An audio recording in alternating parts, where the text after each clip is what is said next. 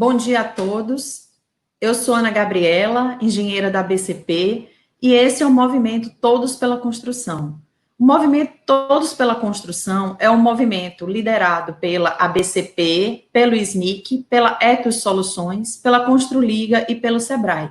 E hoje nós estamos chegando ao fim dos nossos 100 cursos online, de 1 hora de duração aproximadamente cada um, né? Então, agora a gente vai para o curso de número 98, né, com o professor Alberto Casado Lorde Lins Júnior, né, professor Alberto, ele vai falar sobre as boas práticas da alvenaria de vedação racionalizada com blocos de concreto, né, professor Alberto, ele é engenheiro civil pela Universidade Federal de Pernambuco, ele tem mestrado, doutorado e pós-doutorado em construção civil e urbana pela Escola Politécnica da USP, ele é livre docente pela Universidade de Pernambuco, e professor associado também da Universidade de Pernambuco, docente do programa de pós-graduação em Engenharia Civil da Escola Politécnica da Universidade de Pernambuco, professor de graduação, especialização em MBA da Escola Politécnica da Universidade de Pernambuco, e ele é professor convidado também de curso de especialização da Universidade Federal de Pernambuco, Universidade Federal do Pará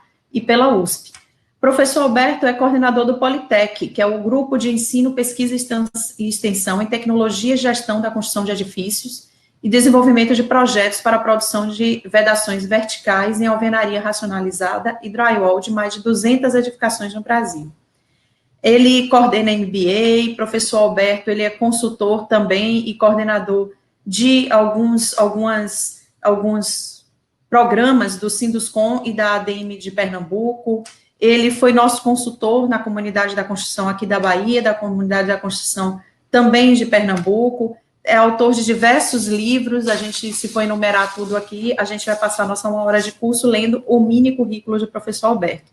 E ele foi o vencedor do 3º prêmio da comunidade da construção da BCP Nacional na categoria Destaque, Implantação e Monitoramento do Método Construtivo com Alvenaria de Vedação Racionalizada. Nos ajudou muito aqui também em Salvador a conduzir o programa de alvenaria de vedação com blocos de concreto, e é com prazer que eu convido o professor Alberto a entrar na nossa sala e conduzir hoje a turma aqui com vocês. Professor Alberto, seja bem-vindo. Bom dia, satisfação muito grande estar com todos vocês aqui. É uma honra estar participando desse movimento, Todos pela Construção, e ainda mais o privilégio de estar fechando esse dia de hoje, né, com os 100 cursos, mini-cursos, palestras programados. Então, esse último dia também me enche de satisfação e de orgulho de poder participar.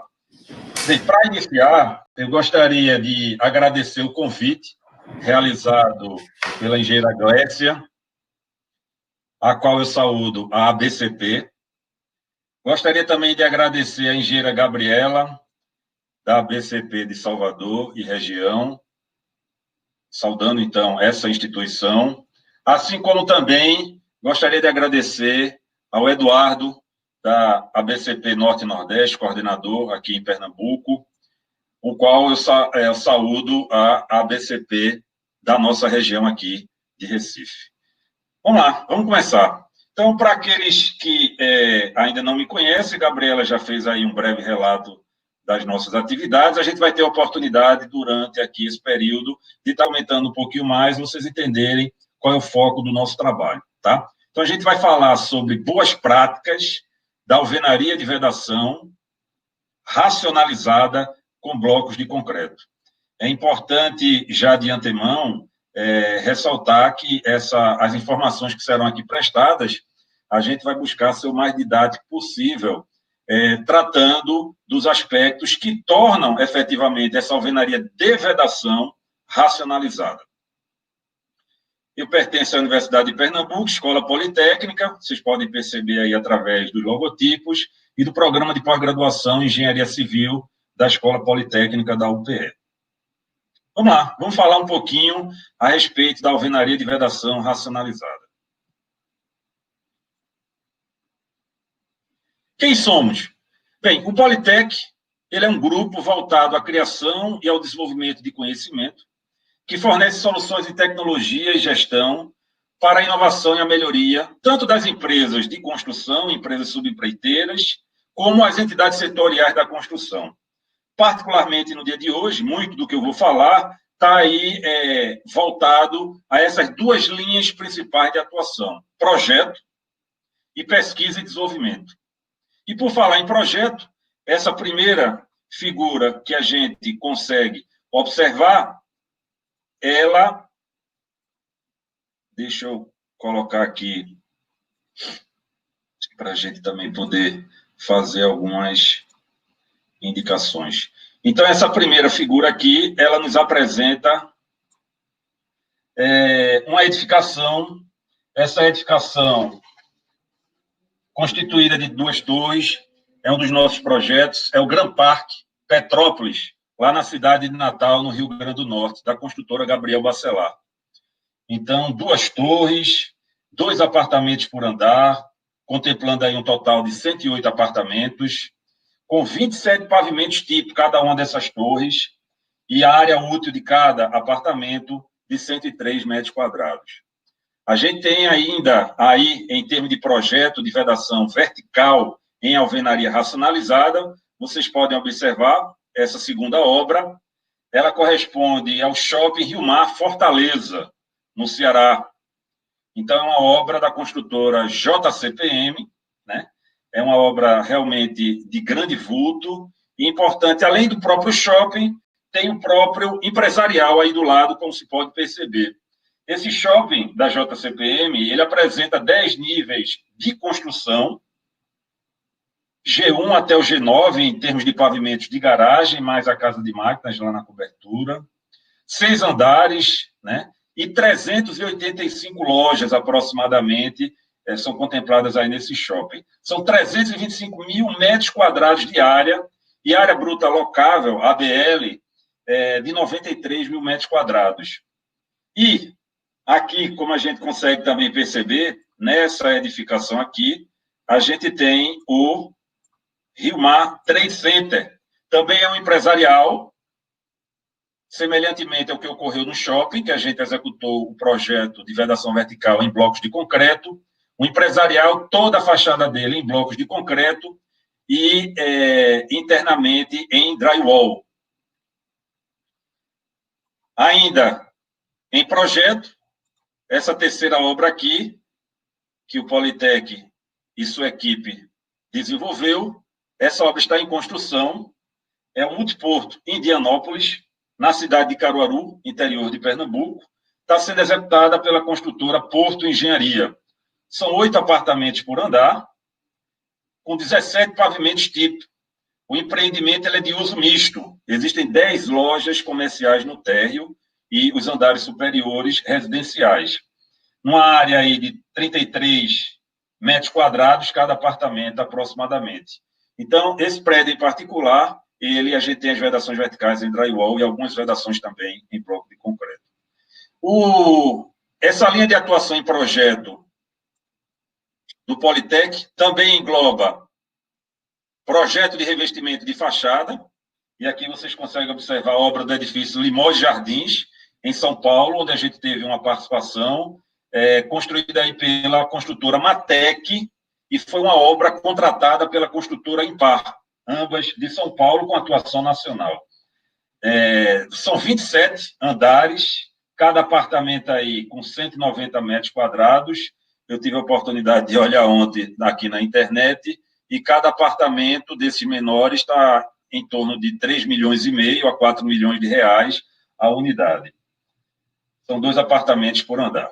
Tá? E uma última área de atuação no que confere a projeto da recuperação de patologias, notadamente alvenarias e revestimentos. Passando aqui para a linha de baixo, a gente tem a linha de atuação do Politec em pesquisa e desenvolvimento, onde se dá as nossas pesquisas através do programa de pós-graduação em Engenharia Civil, mestrado em Iniciação Científica. Ainda coordenamos o MBA em Tecnologia e Gestão da Construção de Edifícios, que está na sua 14ª turma, ininterruptas, e os diversos cursos que a gente ministra pelo país, que nos dá a oportunidade de conhecer um pouco mais da história de cada uma dessas cidades brasileiras. Importância das vedações verticais, em especial da alvenaria de vedação. Sem sombra de dúvidas, quando a gente fala do processo construtivo brasileiro, é o elemento mais utilizado do subsistema vedação vertical. Então, embora outras tecnologias estão entrando no mercado mais recentemente, ao longo dessas últimas 2 décadas, a gente tem a alvenaria de vedação em primeiro lugar. Então, isso aí realmente é indiscutível. Por outro lado, é bastante suscetível, caso não seja projetada e executada adequadamente, às patologias, né, manifestações patológicas, tanto de fissuração, quanto de trincas e até mesmo de esmagamentos.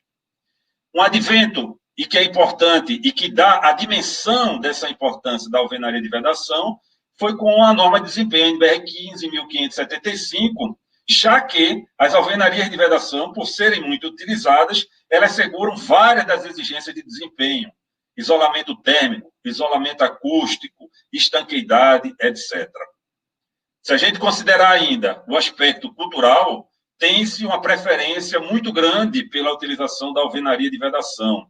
Isso, muito provavelmente, decorrente da sua solidez, o seu histórico de utilização e o próprio conhecimento que a comunidade e a sociedade têm a respeito desse elemento construtivo. Em termos de custo, única e exclusivamente a alvenaria de vedação, ela deve, obviamente isso depende do tipo de edificação, mas gira em torno de 4,5%, 5% do orçamento.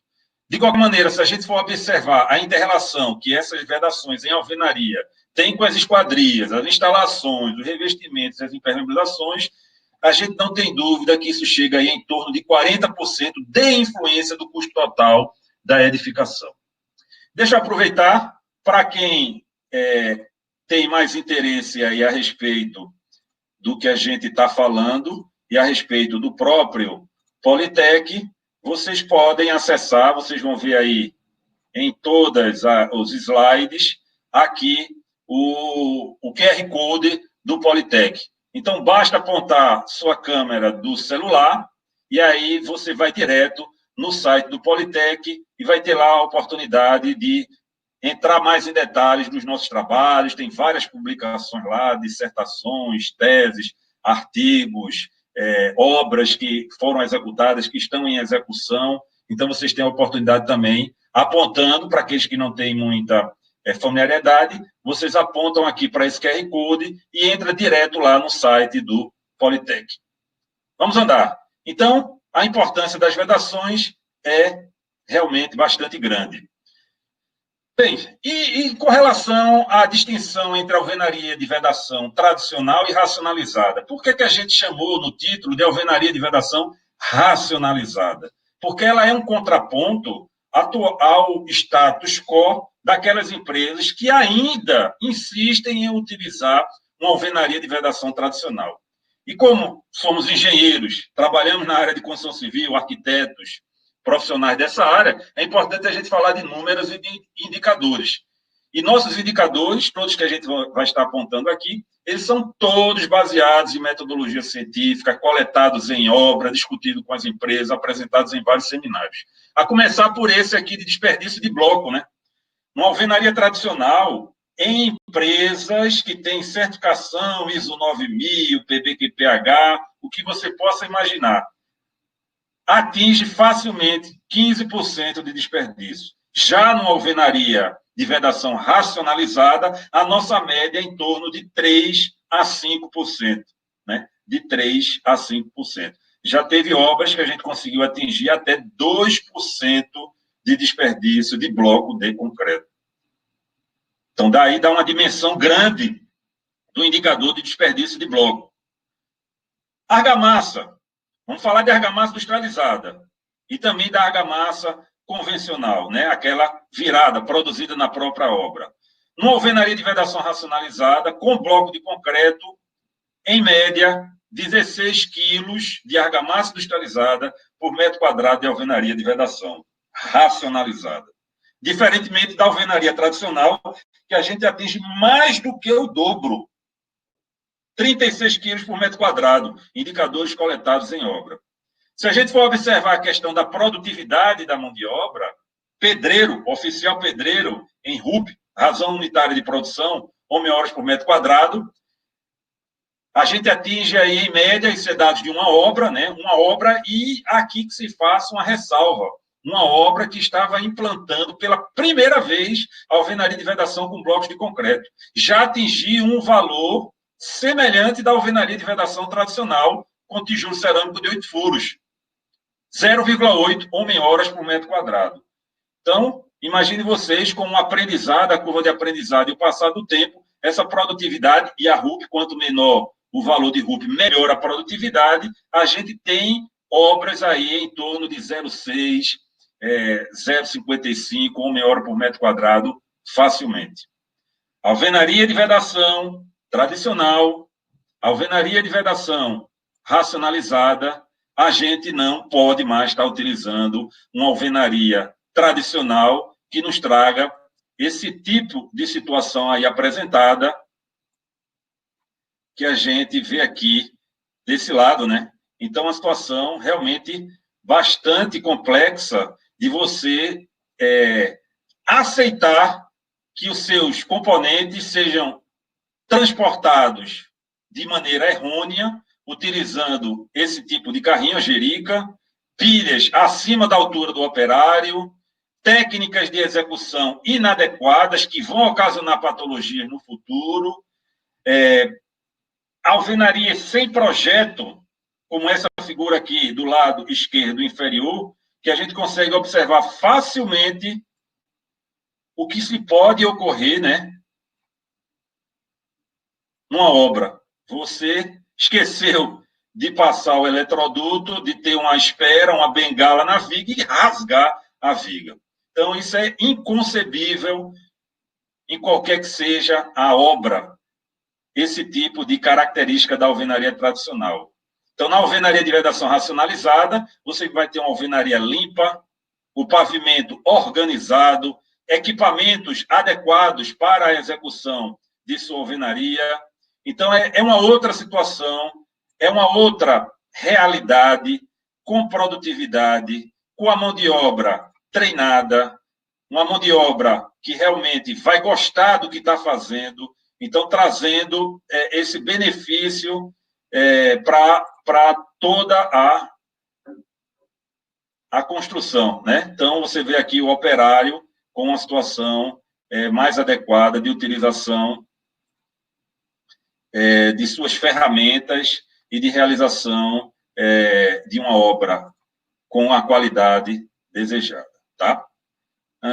Vamos, então, aqui, agora, falar sobre essa alvenaria de vedação racionalizada e quais são essas boas práticas em termos de projeto e execução. Então, a gente buscou aqui focar principalmente em práticas de projeto e execução. E essas boas práticas nada mais serão que histórias que eu vou contar. Histórias passadas agora, nesse momento de pandemia.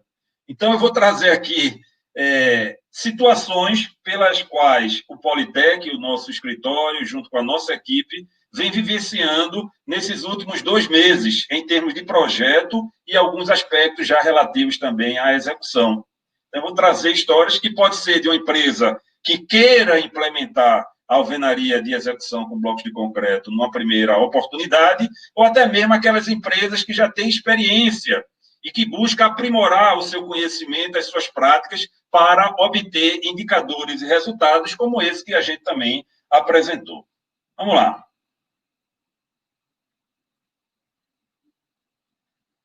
Potencial de racionalização do projeto para a produção. Então, importantíssimo isso. E aí eu começo aos causos, né? Causos esses que ocorreram agora, nesses últimos 2 meses. É óbvio que eu já passei por isso em momentos anteriores, mas eu quero ressaltar principalmente agora que a gente está em home office e que a gente tem também um contato com as empresas, né? Com os profissionais. Inserção no início do processo de projeto. Então, há cerca de 1 mês atrás, eu recebi uma ligação, um dono de uma empresa construtora, querendo desenvolver um projeto. E aí eu, obviamente, perguntei qual era a fase em que o projeto dele se encontrava. E ele disse que, olha, já executamos fundação, bloco de fundação, a gente já está no primeiro pavimento do tipo. Aí eu fiquei assim me perguntando, né? Bem, se já está no primeiro pavimento típico, é muito provável que a gente tenha um potencial de racionalização menor para a alvenaria de vedação. Não é impossível, não é impossível de se realizar o projeto, no entanto, esse potencial, obviamente, vai ser menor. O melhor é que fosse logo no início do desenvolvimento do anteprojeto. Projeto legal aprovado, a gente passa, então, para simultaneamente, eu já passei para o item número 2, desenvolver os diversos projetos. Não adianta o projetista de instalações, você desenvolve todos os projetos, estruturas, a arquitetura começa ao seu executivo, anteprojeto executivo, detalhamento, alvenaria também. No final, vocês me passam o que eu, como instalação, eu faço. Não funciona assim. Então, a discussão sobre a coordenação de projetos, normalmente da empresa construtora, seguindo a diretriz da alvenaria de vedação racionalizada, esses projetos devem ser desenvolvidos simultaneamente. Capacitação técnica do profissional responsável. Ao contratar um projeto, você tem que levar isso em consideração. A experiência, o conhecimento de como faz, como fazer, e o conhecimento também de como consertar. Porque se você observar que a capacitação do profissional, ela passa por ele saber fazer corretamente e saber corrigir de obras de outros que, por acaso, deram problema, manifestações patológicas. Então, isso é importante levar em consideração na contratação do profissional do escritório de projeto para a produção da vedação vertical.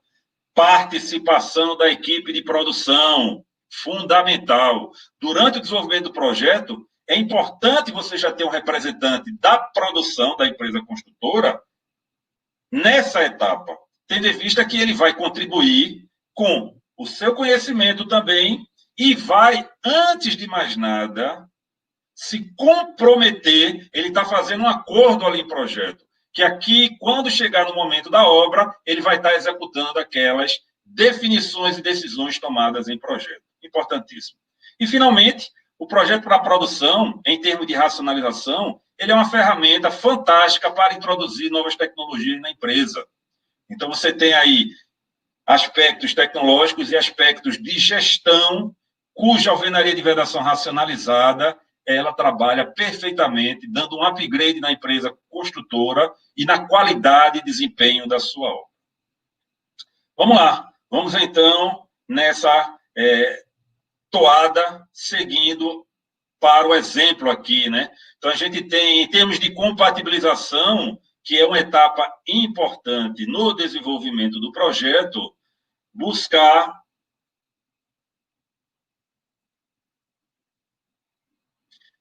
então, fazer... Deixa eu acertar aqui uma cor para a gente utilizar no nosso lápis. Então, observem vocês aqui, na compatibilização, e aqui é um exemplo interessante, com o projeto de estruturas. Você estudar o pé esquerdo, ou seja, a altura de piso a piso, se ele é compatível com o módulo do bloco. A altura de blocos comumente, né, tratando-se das normas brasileiras, é de 19 centímetros. 1 centímetro de junta horizontal, e você faz a distribuição da modulação vertical, estudando, em função também da altura da viga, o que é que se permite em termos de componentes inteiros, que é preferível você utilizar um componente inteiro lá na parte superior da parede de alvenaria do que um compensador, um trincho. Da mesma maneira, o estudo aqui na parte inferior do seu contrapiso. Qual a espessura do contrapiso a ser utilizada, que vai ser buscada em obra? Lembrando que a gente tem que deixar pelo menos 1 centímetro para o assentamento da primeira fiada. E aí você vai estudando todas as demais modulações verticais da alvenaria de vedação, onde ocorre vigas de altura menor, onde ocorre laje, se a laje é nervurada, se é uma laje maciça. Então, todas essas situações, elas devem ser estudadas, discutidas, e a compatibilização é o momento oportuno de se fazer esse tipo de análise e de discussão.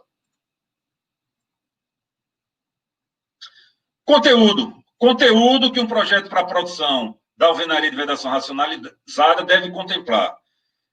Então, passada aí pela compatibilização com os diversos relatórios e plantas de conferência, você começa o desenvolvimento do projeto propriamente dito.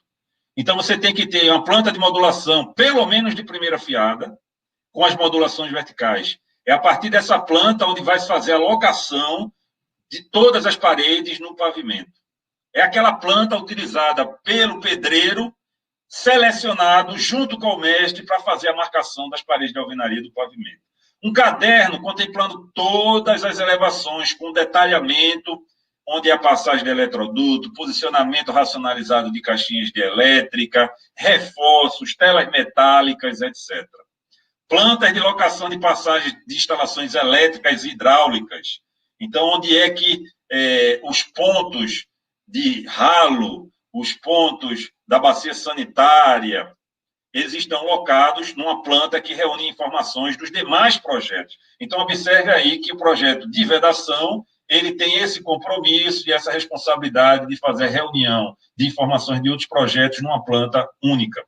Quantificação de elementos também é um elemento informado em termos de conteúdo do projeto, assim como a logística, contribuições da logística e distribuição de pallets no pavimento, e as visitas técnicas de orientação e monitoramento. Seguindo aí essas 8 regrinhas básicas de elementos que devem contemplar o conteúdo do projeto, a gente vai ter aquela suficiência necessária de informação a ser repassada para a obra e, consequentemente, monitorada.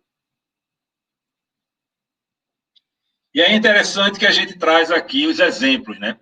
Então, essa obra que vocês conseguem observar aí do lado esquerdo é o edifício Vita Praia.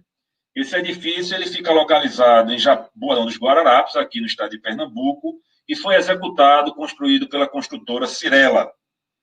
São 2 torres, 8 apartamentos por andar, são 12 pavimentos tipo, e cada apartamento aí tem de 2 e 3 quartos, né? De 3 quartos tem 76 metros quadrados de área. Observe, olha que interessante. Fomos consultados para a execução do projeto dessa edificação, sendo que a torre número 1, são 2 torres, esse empreendimento, a torre número 1, ela já estava em execução. Ou seja, a construtora não conseguiria, até por tempo de desenvolvimento de projeto, de utilizar o projeto na primeira torre, porque ela já estava sendo executada. O projeto foi para a segunda torre. Tivemos a oportunidade, na época estagiário dessa obra, hoje já engenheiro, o engenheiro Vitor, ele fez todo um levantamento para o trabalho de conclusão de curso dele, que a gente orientou na universidade, a respeito da utilização dos consumos, da economia com projeto das 2 obras. A torre número 1 sem projeto e a torre número 2 com projeto. Então, aí tem dados importantes, interessantes, que vocês podem observar. Tivemos aí uma redução no consumo de argamassa de 10%. 10% na redução do consumo de argamassa industrializada. Blocos inteiros, a redução foi de 16%. Da torre número 1 em relação à torre número 2, que tinha projeto. Meio bloco, redução de 5%. E os compensadores, foi uma redução assim fantástica. O trincho de 9, o compensador de 9, uma redução de mais da metade do que foi utilizado na torre número 1. Assim como também quase 50% do compensador de 4. Resumindo, ocorreu aí 25% de redução de custo com a alvenaria racionalizada, exclusivamente com o consumo adequado de argamassa e de componentes blocos, só pela utilização do projeto para a produção. Vamos passar para um outro exemplo, dentro aí do item boas práticas para projeto para a produção. Então, aqui é interessante a gente observar, essa edificação é uma edificação é o edifício Jardins da Ilha. Essa edificação é de 2 torres, né? Ela está em execução no momento, está terminando aqui as fundações, são 3 apartamentos por andar, 38 pavimentos tipo e a área de cada apartamento de 135 metros quadrados, na cidade do Recife, da construtora Moura do B. Então, essa edificação,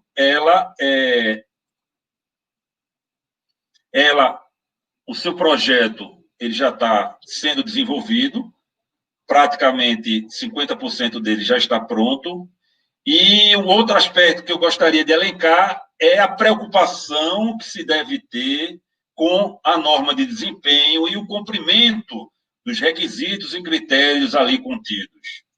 Nessa planta aqui, número 1, então a gente consegue observar a lâmina do pavimento tipo, e essa lâmina do pavimento tipo, ela deve ser analisada em relação à sua implantação no terreno, como vocês conseguem observar aí na planta de número 2. E a partir dessa implantação no terreno, avaliar qual a classe que cada uma dessas fachadas elas se encontram em termos de acústica, de modo que a gente possa analisá-la em função dos critérios e requisitos estabelecidos aí no pavimento tipo, né? Então, isso é muito interessante. E a gente começa a analisar tanto as paredes internas, paredes de divisão entre apartamentos, sala com sala, cozinha com sala, nesse caso aqui específico, como também as paredes de fachada. Então, cada cor dessa, nesse desenho da planta número 1, indica uma situação específica que a gente vai fazer o cálculo do RW da janela, né, da esquadria, o RW mínimo, que é o parâmetro para a seleção, definição e escolha dessa esquadria, como vocês podem perceber aí nessa tabela de número 4. Eu acho que tem algum moderador aí que está com o microfone aberto. Não sei se é você, Gabriela, ou se entrou aí a Glécia novamente. Dá uma olhada, por favor. Bem, vamos lá. Então, esse é o exemplo de número 2, respectiva aqui ao projeto para a produção. Vamos falar agora de execução, boas práticas na execução. Vocês aí têm algumas figuras, né? Então, é importante guardar o devido tempo para analisar a preparação do início dos serviços da alvenaria no canteiro de obras. Como é que vai ser a descarga do componente na obra? Quem é o fornecedor? Se esse fornecedor está capacitado? Se ele pertence a algum selo de qualidade? Quais são os equipamentos que você deve ter na obra para fazer esse transporte de forma racionalizada, né? Eu quero dar um upgrade na minha logística interna do canteiro. Então, você tem oportunidade para fazer isso. Eu nunca utilizei o garfo da grua, né, para transportar o bloco até o pavimento. É possível, plenamente possível, diga-se de passagem, né, de realizar esse tipo de situação. Então, você tem aqui, ó, o garfo. Olha que legal. Então, você tem esse garfo aqui,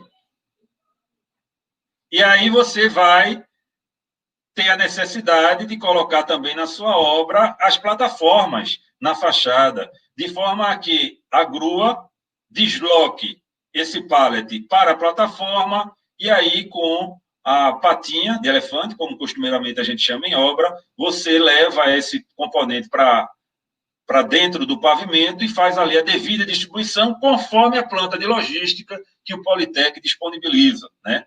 Em termos da distribuição dos blocos em função das paredes que serão executadas em cada fase. Então, a gente tem, em termos logísticos, normalmente a execução da meia altura da parede de fachada e, posteriormente, você passa para a execução das vedações internas, assim como do restante da parede da fachada. Então, é importante levar isso em consideração e a etapa de preparação para o início dos serviços cumpre muito bem esse aspecto. Uma outra boa prática que as empresas têm que atentar é para a materialização dos eixos, os eixos da obra. Então, Então, a gente estava na semana passada, exatamente na semana passada, fazendo esse tipo de discussão numa empresa construtora. Então, qual era o eixo que a gente iria adotar para a obra? Ah, tem o eixo de estrutura, mas não é o eixo que está sendo utilizado na fundação, tem o eixo do projeto de forma, e aí vamos modificar. Bem, devagar. Estamos desenvolvendo o projeto, estamos pensando em racionalização, o eixo tem que ser único, e que ele sirva da melhor maneira para todas as disciplinas do projeto, quando possível, né? Então, a ideia, a premissa inicial é você ter um eixo único, onde você consiga efetivamente realizar esse trabalho em todas as disciplinas de projeto.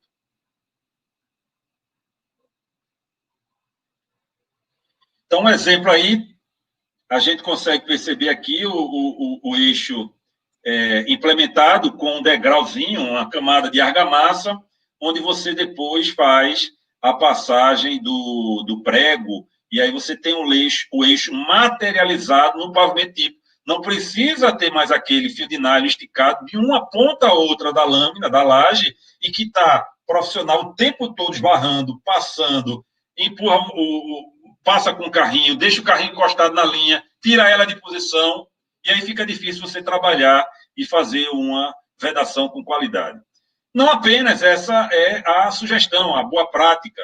Você tem a possibilidade de fazer também esses eixos intercalados, né? Como pode ser observado aqui nessa outra figura, e também fazer, como é costumeiramente em outras vedações, utilização do pó xadrez na linha impregnada com esse pó. Então, a gente tem excelentes obras realizadas com esse tipo de prática.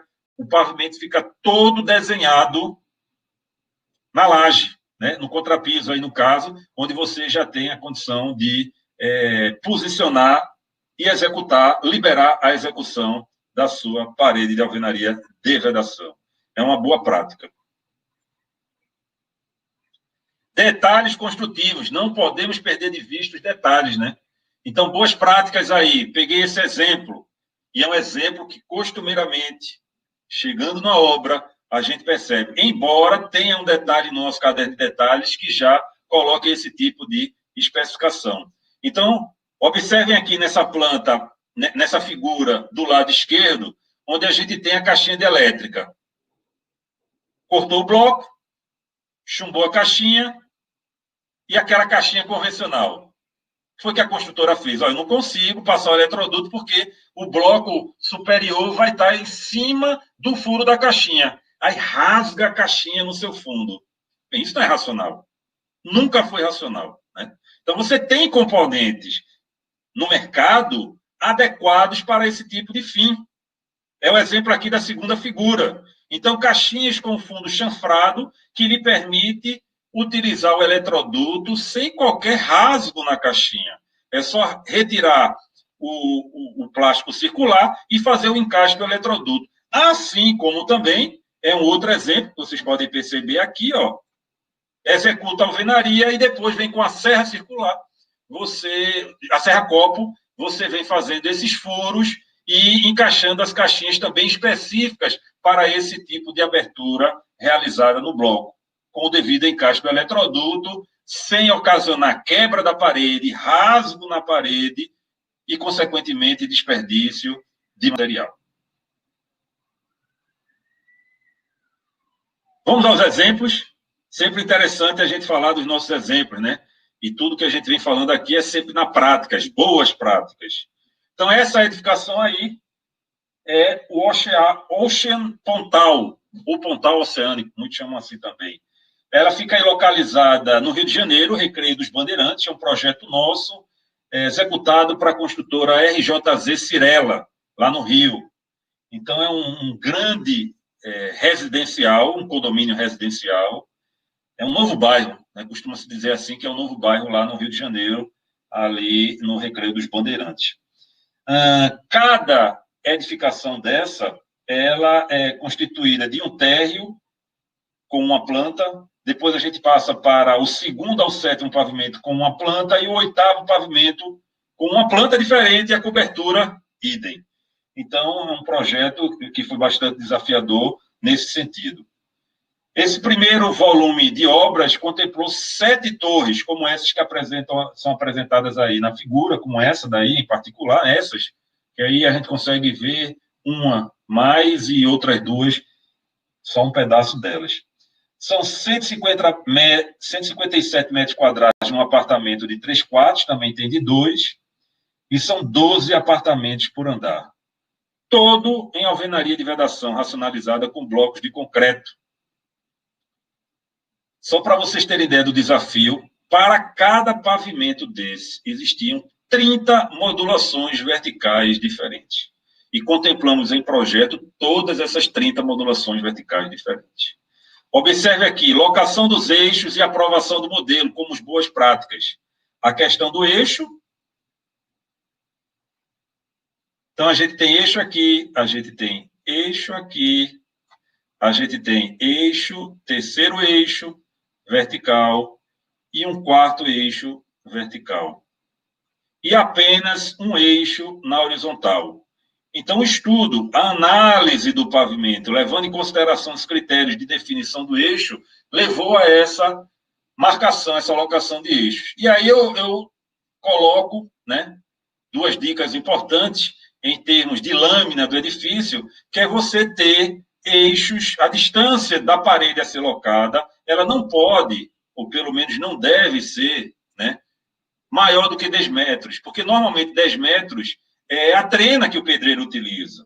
Então, ele vai utilizar a ferramenta dele, o equipamento dele de medição, para fazer a locação. E aí, se tiver um eixo muito longe, ou ele vai ter que fazer um novo eixo auxiliar, e isso vai impactar aí na produção, no controle da própria atividade. Então, isso é um aspecto muito interessante. E essa figura aqui de baixo, que apresenta mais alguns detalhes construtivos, isso aqui é um ar-condicionado de gaveta, né, aquele de janela, muito utilizado ainda em algumas obras no Rio de Janeiro. Então, foi feito um detalhamento aí para o dreno desse ar-condicionado, com canaleta na parte inferior. E o interessante é que uma prática é a aprovação do modelo. Muito interessante. Então, se reuniu na obra, após executado um apartamento, todas as equipes envolvidas em projeto e em execução. Então, tinha cerca de 20 pessoas, até por ser uma empresa construtora grande, então a participação aí dos projetistas, das diversas especialidades, e a gente teve a oportunidade de explicar as soluções adotadas da alvenaria, e isso foi sendo aprovado para ser replicado nos demais apartamentos e nas demais torres dessa edificação. Uma boa prática, então, a aprovação do modelo. Estamos chegando aqui ao final, e aqui, essa é uma última obra que a gente gostaria de apresentar. Esse projeto também está nos seus finalmente, essa obra está atualmente em execução, começando aí os pavimentos, pavimento térreo, e é o empresarial Rio Mar Trade Center 4 e 5, localizado na cidade de Recife, Pernambuco, da construtora JCPM.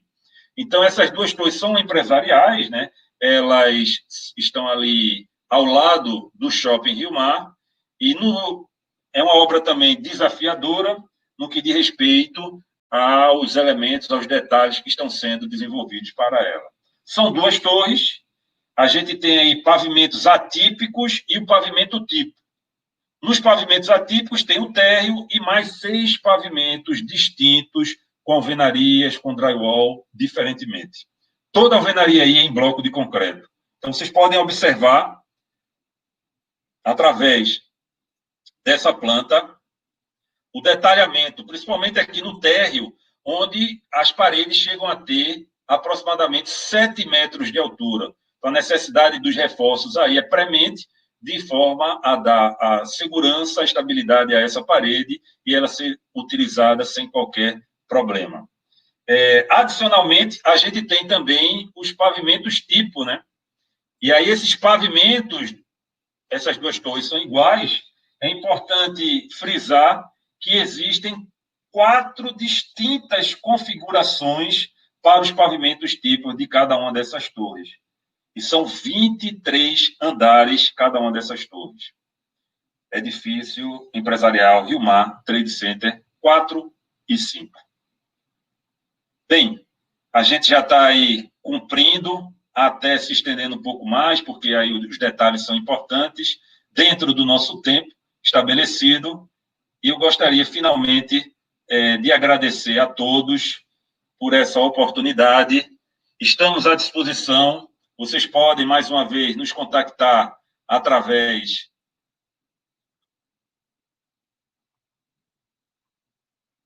do QR Code aqui do Politec.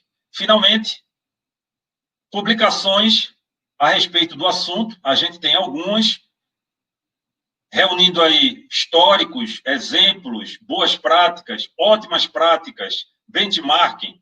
Então, essa primeira publicação aqui é da própria ABCP, a gente teve a oportunidade de desenvolver ela alguns anos atrás, sobre todos esses aspectos que foram aqui comentados nessa palestra. Essa segunda publicação, ela traz informações relativas à medição de desperdício, né? Como é que você faz para medir desperdícios, e até para comparar os resultados com a bibliografia existente. Mais recentemente, essa publicação aqui a gente desenvolveu, essa segunda, ela foi desenvolvida através de uma pesquisadora do mestrado, do nosso programa. Essa terceira publicação, junto com o corpo docente do programa de pós-graduação em Engenharia Civil da Escola Politécnica, e resultado também de uma dissertação de mestrado, a gente tem essa quarta publicação relativa à Lean Construction, que a gente teve a satisfação de publicar no ano passado. Muito obrigado, e a gente fica à disposição para as perguntas. Valeu. Alberto, obrigada. Gostaria de agradecer sua apresentação, como sempre, super didática, né? Professor é professor, né? Então, tivemos a oportunidade aqui na Comunidade da Construção de trabalhar com o Alberto, e foi um aprendizado, né? E até já fazendo propaganda também, nós desenvolvemos aqui com a Comunidade da Construção de Salvador também um manualzinho de alvenaria de vedação com blocos de concreto, né? Pelas construtoras participantes da Comunidade da Construção aqui, juntamente com o professor Alberto, né? Então, eu acho que foi um marco aqui na minha região, vamos dizer assim, né? Da gente poder trabalhar com projetos de racionalização. Então, nós temos projetistas, nós temos bons engenheiros de obra, aliás, nós temos muitos engenheiros bons à frente das obras, né? E eu acho que a gente tem tudo para trazer um nível de racionalidade, de racionalização, melhor falando, melhor em todas as obras, ao Brasil afora, né? Então, eu acho que a gente está com a faca e o queijo na mão, a gente está tendo agora um momento que a gente pode se dedicar a estar assistindo as aulas, as lives, aprendendo, trocando informações. Hoje o mundo é pequeno, né? Você está aí em Recife, eu estou aqui. Às vezes, até a oportunidade da pandemia da gente estar junto, né? Então, a gente tem que saber aproveitar esse momento. Bom, a gente tem algumas perguntas aqui, eu não estou conseguindo descer a minha tela para olhar o que já ficou, algumas eu já salvei, mas Priscila, que é daqui de Salvador, né, ela faz um comentário que ela trabalha com análise de projetos, e toda vez que ela solicita a contratação de um projeto de vedação, os incorporadores perguntam, para quê? Né? E ela já complementa, qual o melhor momento para se contratar esse projeto de vedação? Boa pergunta, obrigado, Priscila. Satisfação em tê-la aqui conosco nessa live. Priscila é uma referência na implantação da norma de desempenho no Brasil inteiro, né? Um trabalho fabuloso. Parabéns, Priscila. Bem, o melhor é você nascer com um projeto de alvenaria no empreendimento. Então, eu diria que o start seria no anteprojeto. Então, você aprovou o projeto legal, obviamente já tendo diretrizes de considerar uma alvenaria racionalizada no seu empreendimento. Com a aprovação do projeto de arquitetura na prefeitura, você tem que ter o projeto de vedação contratado para desenvolver simultaneamente as demais disciplinas de projeto. Porque aí você vai, através da compatibilização, dessa análise, verificar a oportunidade de melhoria, né? A gente citou aí o exemplo do estudo da modulação vertical, está diretamente relacionado ao projeto de estruturas. E o projeto de estruturas também define a altura do patamar de cada escada. Então, se a gente mudar pé esquerdo, pé direito, isso tem reflexos na escada, no degrau da escada, na altura do degrau. Então, é importante você fazer essa análise em conjunto para tomar a melhor definição. Então, o anteprojeto é uma fase bastante interessante de você fazer esse tipo de contratação. Ótimo, né? Tem uma pergunta aqui do Wendler, né? Projetista. Primeiro ele elogia a sua apresentação, depois ele pergunta se utiliza-se da informação da deformação imediata ou da deformação lenta para definir o encunhamento ou arremate. Como é que é definido esse encunhamento? Que bom, Wendler. Satisfação também tê-lo aqui conosco. A gente teve a oportunidade aí, em função daquele prêmio da comunidade da construção, né, que a Gabriela citou logo no início, a gente fez uma missão técnica na Alemanha, Munique. E aí eu tive a oportunidade de me aproximar um pouco mais do Wendler e, novamente, é uma satisfação revê-lo aqui na nossa live. Bem, muito boa pergunta. A gente tem a oportunidade, ainda na primeira reunião, ou previamente à primeira reunião de compatibilização, de solicitar do projetista de estrutura a planta de isodeformação. Então, essa planta de isodeformação é que nos vai fornecer os dados necessários para a análise de onde estão previstas tanto as deformações localizadas, as flechas, os pontos de concentração. E, em função da análise dessa planta de isodeformação fornecida pelo projetista de estruturas, a gente vai fazer os nossos reforços, pilaretes, vigas, utilização de telas, juntas, etc. Então, as soluções existem, elas têm que ser aplicadas e os projetos disponíveis têm que ser corretamente utilizados. Tem alguns construtores, quando a gente chega, que ela até comenta assim, eu gosto de contar os causos, né, como a gente fez aqui na apresentação, que é isso que alimenta o imaginário aí dos profissionais. Alberto, nunca me pediram essa planta. Eu disse, então já passou da hora, né? A hora é agora. Por favor, forneça essa planta que a gente vai fazer análise. É por aí. Ótimo. Né? Alberto, tem algumas outras perguntas aqui. Teve uma pessoa, essa eu não consegui identificar, né, porque sumiu aqui na minha tela, que ele pede para explicar melhor sobre marcação dos eixos em lajes para fazer projeto. Eu deixei a sua apresentação aí aberta, justamente porque se você precisar voltar em algum slide aí para tentar fazer esse comentário. Ele está falando da locação, né? De eixo. Eu acho que sim. Bem, então vamos colocar essa planta aqui, que é lá do Ocean Pontal, lá do Rio de Janeiro. Então, qual é a ideia? Se você tem... Vamos ver essa situação aqui, ó. Você tem esse eixo, esses dois eixos aqui, deixa eu aprimorar aqui a apresentação, utilizando as ferramentas disponíveis, e nesse sentido, essa plataforma aqui é bem legal. Olha, então você tem aqui esse eixo, esse outro eixo, e obviamente esses eixos aqui, eu já adianto para vocês, que eles têm mais de 10 metros de distância. Claro, ele pode até ter 20 metros de distância um do outro, porque qualquer ponto que você pegar entre esses dois eixos, obviamente vai ter menos de 10 metros, que aí está compatível com as trenas metálicas de preferência, né? Hoje em dia, graças a Deus, a gente já não vê mais aquelas trenas do passado, então, que lhe permite fazer uma boa alocação. Então, uma dica em termos de projeto é essa daí, a questão dos 10 metros. Uma outra dica também interessante na definição desses eixos é você verificar o ponto onde tem menos obstáculos, né? Isso é importante.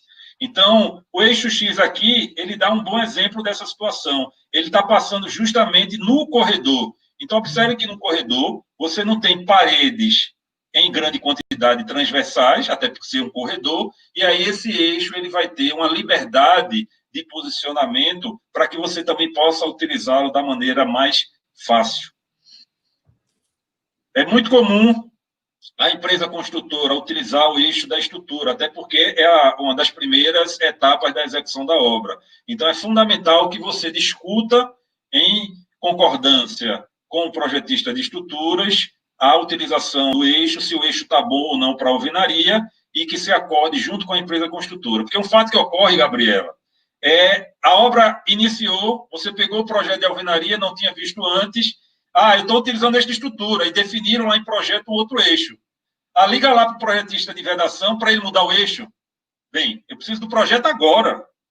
Se a gente for trabalhar para mudar esse eixo, relocar tudinho, aí coloque dias e esses dias serão dias perdidos, né, de um trabalho que já foi executado no passado. É quase um novo projeto, né?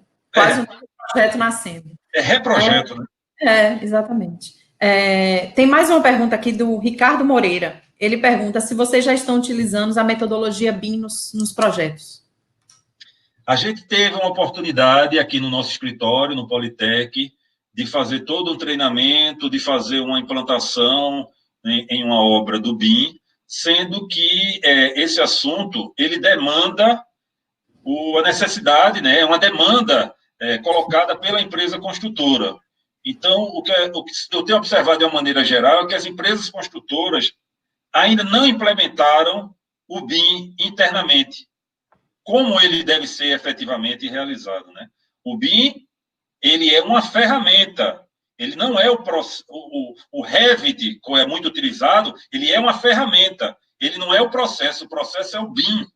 Então, exige a implantação por parte da empresa construtora, como coordenadora do projeto, assim como dos demais projetistas. Não é BIM você pegar uma única empresa e ela modelar os projetos de outros projetistas e entregar uma determinada solução para a construtora, né? Dentro da especialidade exclusiva dela, por exemplo, instalações. Então, isso aí fica difícil. É uma ferramenta útil para se fazer essa análise de compatibilidade, mas definitivamente não é o BIM ao pé da letra, ao pé da palavra, como se deseja. Acredito que a médio prazo essa vai ser uma realidade ainda maior entre as empresas construtoras do Brasil.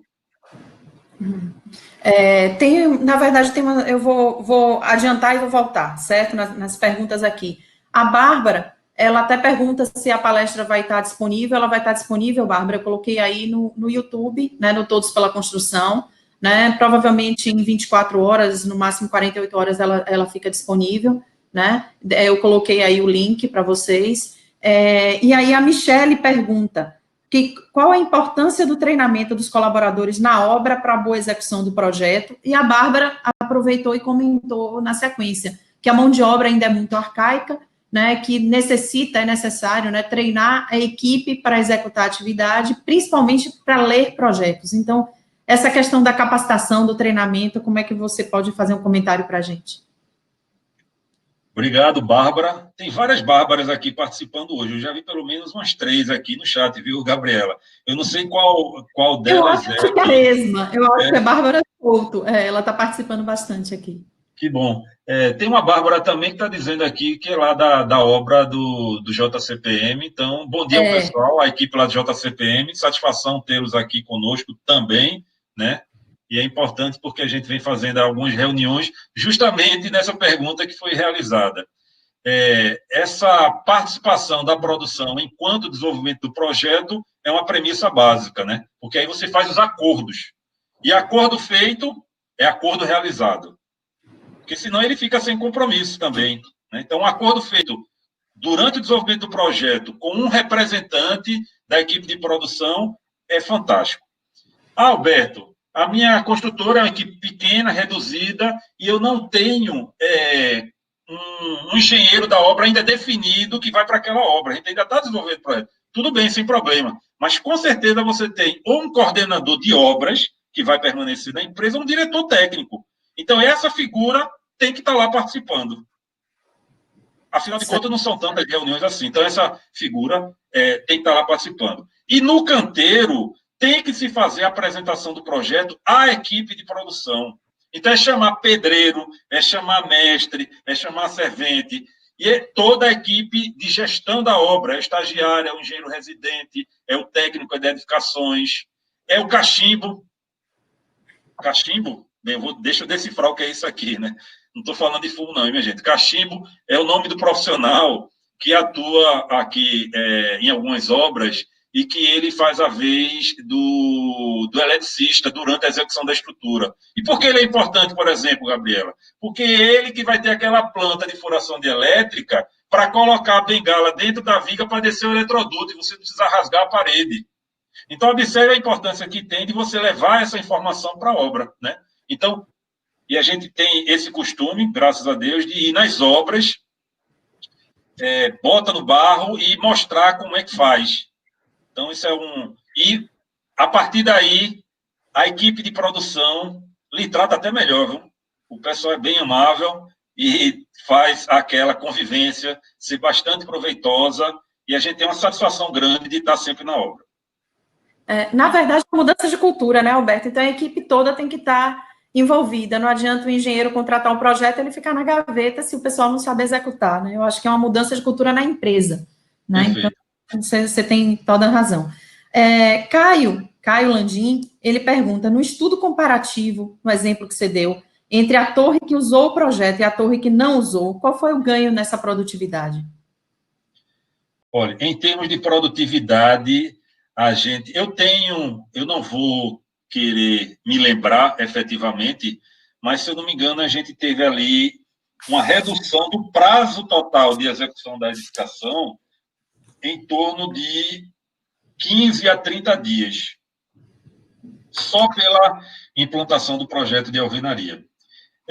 Eu queria destacar, deixa eu colocar aqui, e aí você vai ter a oportunidade. Então, veja, no nosso site, mais uma vez, está aqui o QR Code, estou colocando para vocês aqui na tela. Vocês apontem aí a câmera do celular e vocês vão direto lá. Então, lá no site do Politec, você tem uma aba que é Biblioteca Virtual.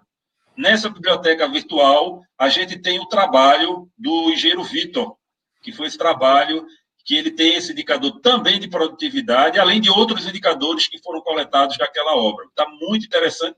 Foi um trabalho tão bacana que ele foi publicado, Gabriela, na revista Concreto e Construção. Então, é um artigo publicado com a prática de obra que a gente levou e detalhou os dados. Então, está tudo lá. Então, fica à vontade para entrar no site e obter também esse artigo. E é uma prática interessante também, porque a gente, em obra, além de medir, a gente ter o fato de ter esses dados, quando a gente publica, né, ter esses dados na mão, porque muitas vezes o pessoal de obra mede um monte de coisa, mas isso acaba se perdendo para a próxima obra. Né? Então, eu acho que se a gente tornar a prática de publicação não ser nada tão científico, mas também ser técnico, né? Eu acho que a gente consegue crescer. Eu acho que o engenheiro de obra ele tem tanta coisa boa, né? Tanta coisa à mão, tanta coisa boa, e às vezes esse registro ele é difícil de ser feito. Então, quando a gente faz essas cartilhas da comunidade com indicadores, ou uma publicação num congresso de algo prático de obra, eu acho que é super importante até para a gente ter o registro. Então, muito bom acessar aí o Politec para que a gente possa ter esses dados à mão. Eu acho que Glécia colocou aí à frente, eu não coloquei, Glécia, o casado, justamente porque ele está voltando, às vezes, na apresentação. Então, por isso que a gente deixou a apresentação, porque ele vai precisar voltar algumas vezes, foi o combinado. Tiago, ele pergunta se o projeto de alvenaria pode ajudar na definição do projeto de instalação. Deve. Eu não sei se eu vi aqui também no chat, tem o Tiago Muniz, lá da Gabriel Bacelar, participando. É ele mesmo que pergunta. Satisfação, Tiago. Grande tê-lo aqui também, reunido na manhã de hoje, né? Tiago uma pessoa, um engenheiro com bastante experiência e que vem aí contribuindo para a construção aqui da nossa região, com as práticas, com as ações, né? Ele pensa, ele age e ele traz o resultado. Eu tive uma experiência de uma obra, inclusive foi uma das obras que a gente citou aí, acho que a primeira obra, que a gente foi lá numa obra em Natal, Rio Grande do Norte, com um projeto de vedação, e o pessoal estava com dificuldade, era a primeira vez que utilizava, e o mestre estava com dificuldade de executar. A gente chegou lá de manhã cedo, e o mestre estava com dificuldade de executar o pré-moldado de concreto da verga de porta, porque tinha um detalhamento na lateral, descendo, um invertido. E aí, Tiago pediu licença, eu fiquei lá conversando com o engenheiro, apresentando, tirando dúvida, percorrendo a obra. Aí, Tiago, dá licença aqui, Alberto. Aí ele foi lá, junto ao carpinteiro, pegou a forma, né? Você faz assim, assado. Não deu meia hora, essa forma estava pronta. E aí ele disse, qual é a dificuldade? Bem, não tinha dificuldade, né? Então, é do tipo assim, o Tiago, satisfação tê-lo aqui também conosco. E a pergunta dele foi com relação ao projeto de instalações, né? O projeto de instalação deve, e eu vou dar um exemplo para você, exemplo prático, umas boas práticas que a gente falou aqui na apresentação. Então, depois de executar todas as elevações, elas executadas, a gente posiciona o bloco num determinado ponto, a caixinha de elétrica num determinado ponto do bloco, para você ter as caixinhas sempre posicionadas naquele ponto e ser racional, para o chumbamento ser efetivado exatamente naquele ponto. Perfeito. Depois disso, você sobe o eletroduto está passando ali pela caixinha e bate na viga. Então, aquele ponto da viga, onde vai ter a bengala, a furação, esse ponto ele deve ser levado de volta para o projetista de instalações para ele atualizar a planta dele, para não ocorrer o que algumas vezes já ocorreu em obra, a gente chegar lá na obra, ó, o projeto de instalações aqui não está batendo com as vedações. Aí eu digo, deixa eu ver. Quando eu vejo, observo assim, não vai bater mesmo, porque foi feita aqui a furação de elétrica baseada na racionalização da alvenaria e tem que atualizar o posicionamento da caixinha de elétrica, do ponto do projeto de instalações. Então, ele tem que passar por uma atualização mediante essa racionalização que se faz do posicionamento das caixinhas de elétrica também. Então, aí é um exemplo. O Ricardo Ballman Neto, ele pergunta, em relação ao conforto térmico, se há algum estudo comparativo entre blocos cerâmicos tradicionais e o bloco de concreto. Eu não sei se quando ele fala bloco cerâmico tradicional é o tijolo de furo na horizontal, né? Não sei se é bem isso. Né? O Tiago também tinha feito uma pergunta de qual a importância de contratar todos os itens de projeto. Então, já fiz as duas, porque a gente está estourando um pouquinho o nosso tempo aí. Vai 2 em 1. Tá bom. Obrigado, Ricardo, aí também pela pergunta. Essa pergunta é clássica, né? Todo local onde a gente vai é uma pergunta que aí você tem que falar das vantagens e desvantagens do bloco cerâmico e do bloco de concreto, né? Então, isso aí a gente se depara constantemente com essa situação. Mas, sendo mais específico na questão do bloco de concreto, eu vou lhe responder indicando uma bibliografia sobre o assunto. Então, teve uma outra live aqui também, nesse programa da BCP e parceiros, sobre alvenaria estrutural. E lá, nessa live, foi citado, isso já está publicado, já há algum tempo, alguns meses, que é a 5ª edição lá da publicação da Bloco Brasil, onde ele traz resultados de avaliação de desempenho térmico, desempenho acústico, entre outros, a respeito da utilização dos blocos de concreto. Então, essa publicação ela é muito boa para dirimir essas dúvidas. Então, eu recomendo que se busque essa publicação. Se colocar bloco de concreto, Bloco Brasil, 5ª edição, você vai direto. Eu tive a oportunidade até de ir, agora, semana passada, baixei essa publicação. É importante você ter aí como uma bibliografia de cabeceira, né? Para você sempre estar lá consultando para poder melhor utilizar os produtos à base de cimento. Ótimo. Eu só vou encerrar, tem mais ainda perguntas, mas eu vou encerrar com 2 em 1 novamente, né? O Ricardo, ele pergunta se economicamente a alvenaria racionalizada em bloco de concreto pode ser vantajosa em relação à alvenaria racionalizada com bloco cerâmico.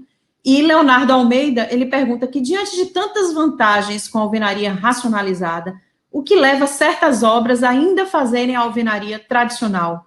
Né? Qual é o custo primordial para que as obras não adotem já a prática da alvenaria racionalizada?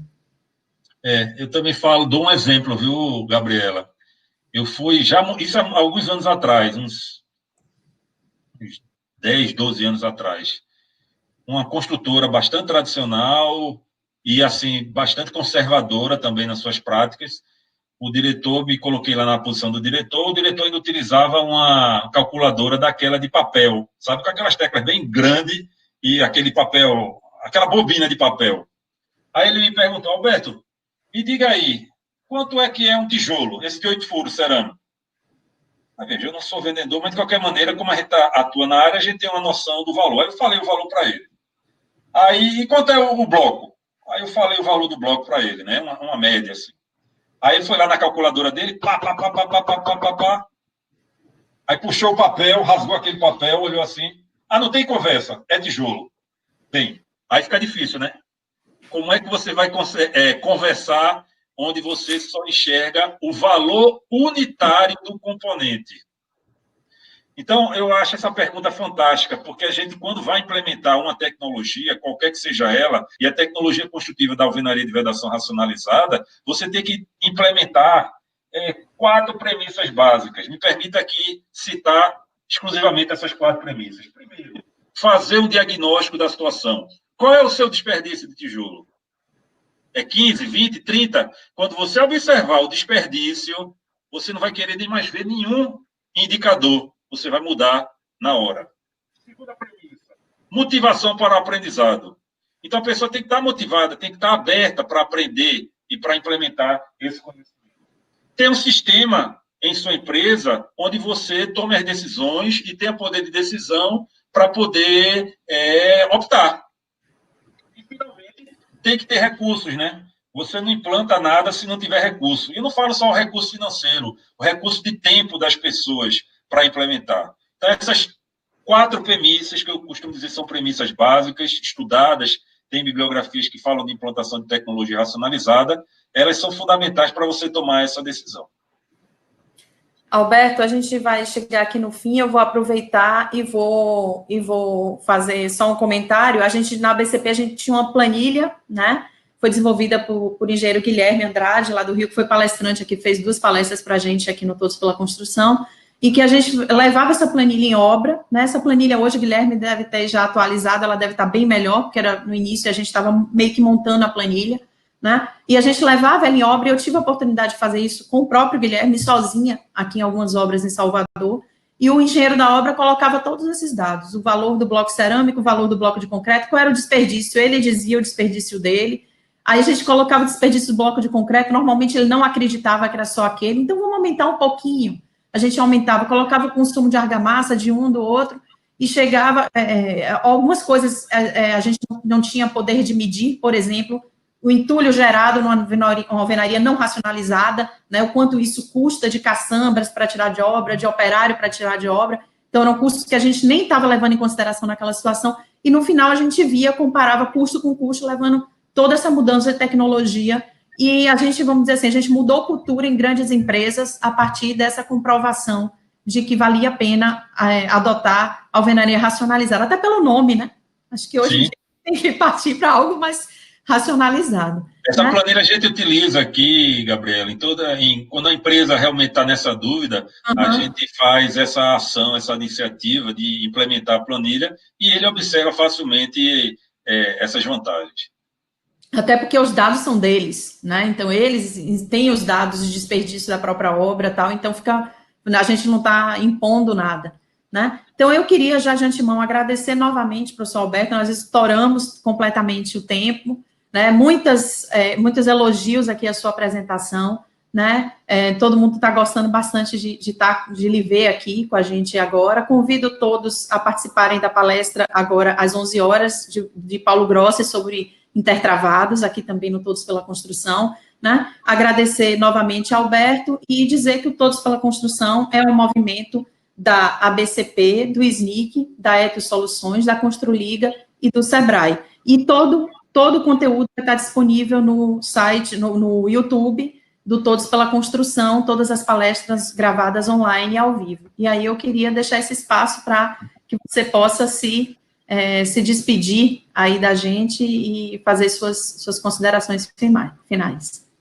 Bem, agradeço mais uma vez, Glécia, Gabriela, Eduardo, essa equipe é muito forte, essa equipe é muito proativa, a gente precisa estar sempre juntos e esse movimento pela melhoria da construção, ele é contínuo, a gente conversou sobre isso logo antes da palestra e a gente está à disposição para contribuir no que for necessário para manter essa chama sempre viva. Obrigado a todos que participaram, cuidem-se, estamos voltando em algumas cidades às atividades da construção e a gente está aqui para apoiar também nessa retomada. Um abraço a todos, bom dia. Um abraço a todos e até o próximo curso. Obrigada, Alberto, obrigada a todos.